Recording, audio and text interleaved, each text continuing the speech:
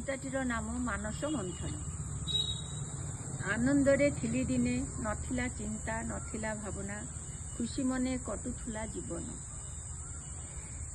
କିନ୍ତୁ ଦିନେ ଆସିଗଲା କଳା ବାଦଲ, ଢାଙ୍କି ଦେଲା ଆକାଶକୁ ମୋର। ଚାହିଁଲେ ବି ପାରିଲିନି କରି କିଛି, ଏଇ ତ ମର୍ତ୍ତ୍ୟର ଜୀବନ। ଆକାଶ କନ୍ୟା ଦିନେ ଆସିଥିଲା ଧରା ପୃଷ୍ଠକୁ, ଖୋଜିଥିଲା ସୁଖ, ଖୋଜିଥିଲା ଶାନ୍ତି, କିନ୍ତୁ ହାୟ ମିଳିଲାନି କିଛି ତାକୁ। କିଛି ମାନବର ଷଡ଼ଯନ୍ତ୍ର କରିଦେଲା ଜୀବନଟାକୁ ହିଁ ଦୁର୍ବିସହ।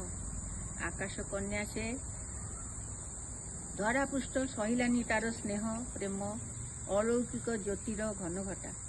ନାନା ଛଳ ନାନା ସମସ୍ୟା ସୃଷ୍ଟି କରିବା ହୋଇଗଲା ମଣିଷର ନିତ୍ୟ ଧରାବନ୍ଧା କାର୍ଯ୍ୟ। ସେଥିପାଇଁ କୁହେ, ହେ ମାନବ, ଚେତିବ ଆଉ କେବେ? ଛାଡ଼ ପର ଚିନ୍ତା, ନିଜକୁ ହିଁ କର ସଂଶୋଧନ।